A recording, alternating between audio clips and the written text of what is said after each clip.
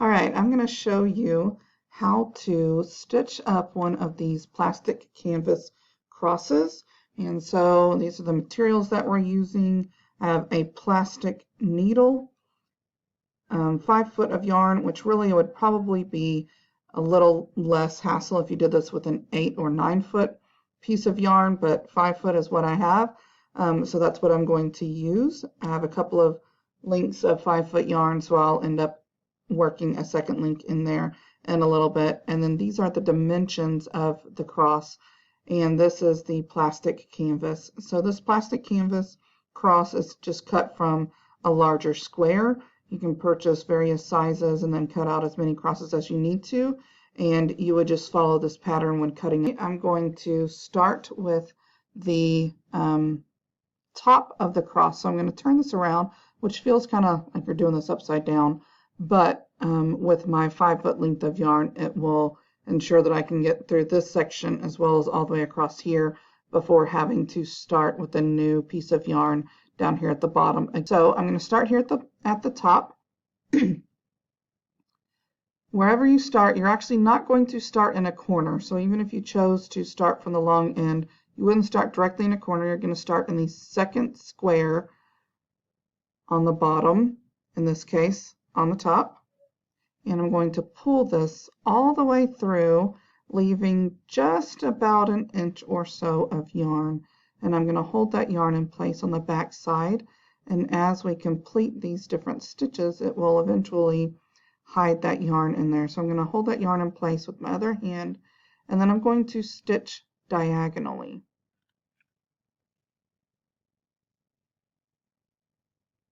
So there's my first diagonal stitch.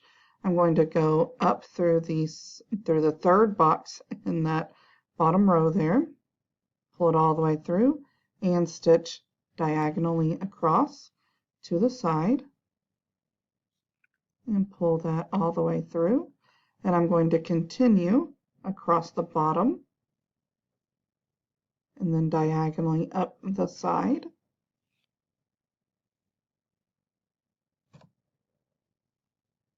And my last square on the bottom there, diagonally up this far side. As I'm doing that, I'm holding that tail on the back side in place, and then I'm going to come up this side. So I've completed the bottom row. I'm going to come up this side and pull it taut and come across diagonally again and pull it all the way through. I'm going to come up the side, and we've gotten to the long cross section of our cross, and I am going to go ahead and continue up into this corner here so that I can finish out that section down here of this cross. And I'm going to come sideways, or to the side, sorry, and that creates my diagonal. But notice this time I'm coming across here. Okay, so I'm going to this box across. I'm going to pull all the way through, going to the side here, going to the next box across, pulling all the way through, and then coming to this corner here and coming out, back down, and all the way through. So I've completed this section of the cross. Then I'm going to hold that in place, and I'm going to come up from this side over here. Notice I'm not going directly to the corner. I'm coming to the second square on the side. Later on, when we fill in the sides of the cross, that box will be filled in, and it won't be noticeable that you're skipping it now. So here I am. I've come out this hole, and I'm going to go diagonal again.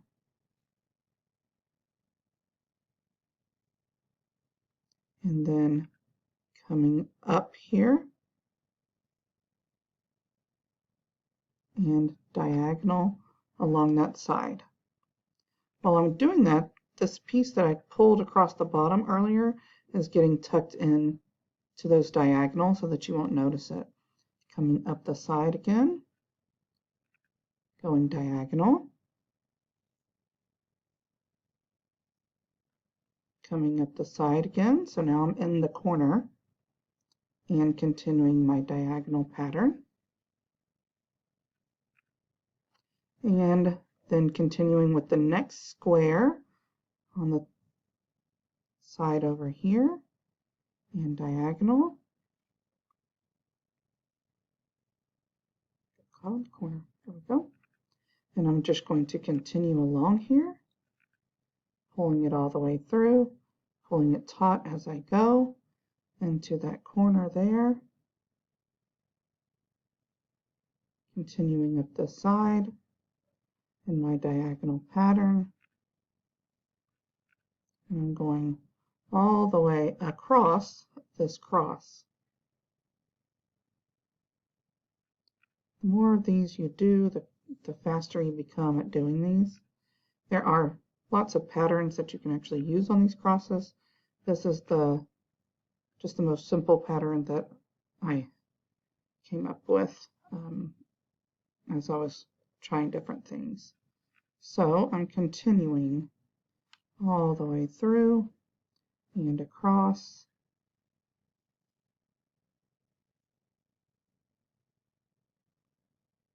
And still continuing through and across. Just watching my tail and everything to make sure that I'm not getting tangled or getting stuck on any of the edges. I'm just continuing across here.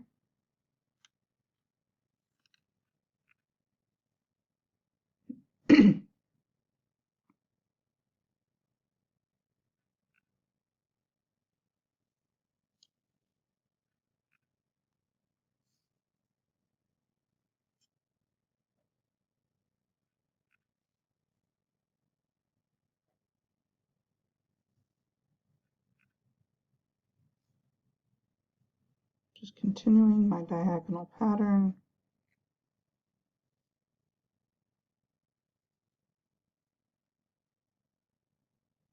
You can see that now I am to that corner. I'm going to go ahead and go through that corner, come back up this side, and then continue to the next box on that far side.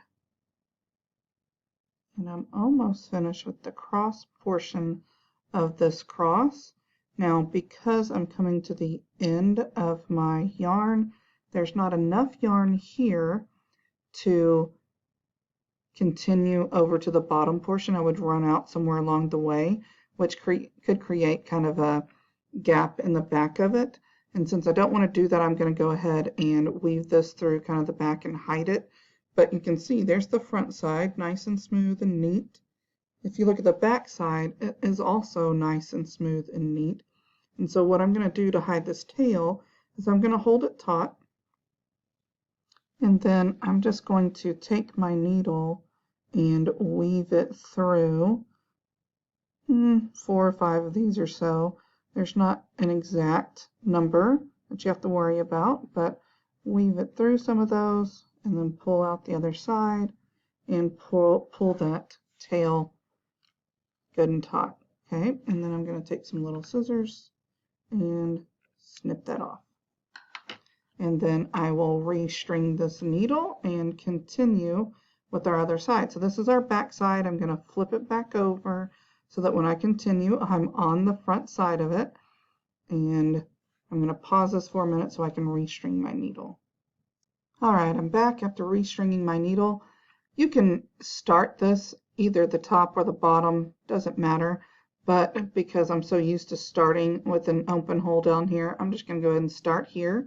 Again, if you were still on the same piece of yarn, then you would be able to continue where we left off. So when we left off back here in this corner, over here, then you would be able to just continue as we did before and bring yours across and continue working down the cross. But because I had to restring, I'm going to go ahead and start down here at the bottom.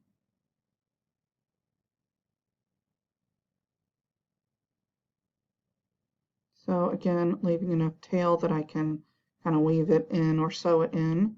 And I'm going to continue with my diagonal. Notice I started with the second box again, not the corner box.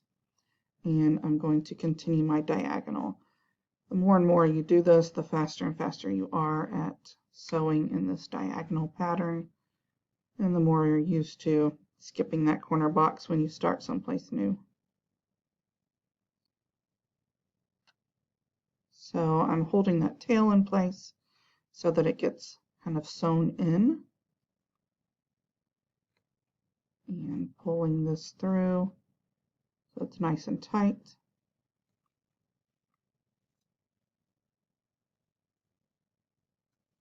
And then once I've reached that corner, I just continue up the side and diagonal as I did before. Lose my tail there. Make sure that's sewn in good. Coming up the side to the diagonal.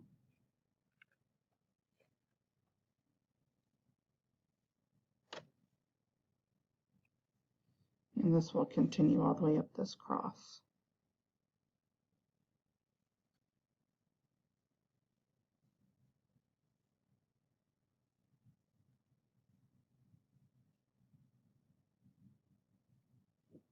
Got my tail sewn in there good. So just continuing up this cross.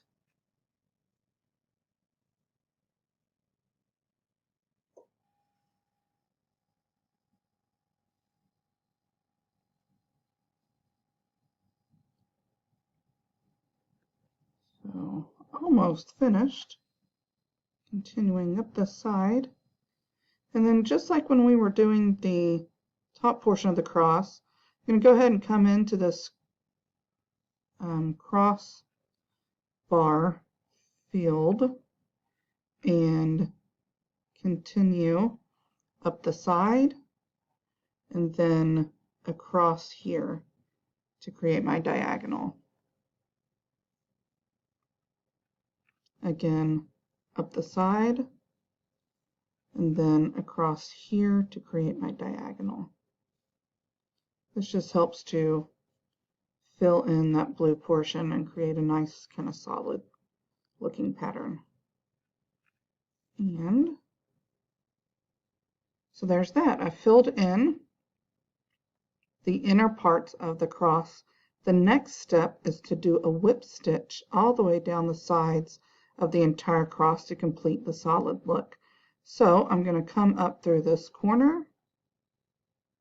You can really go any direction that you want, but I'm going to come around this corner here, and a whip stitch just means that you are going around that side piece of plastic.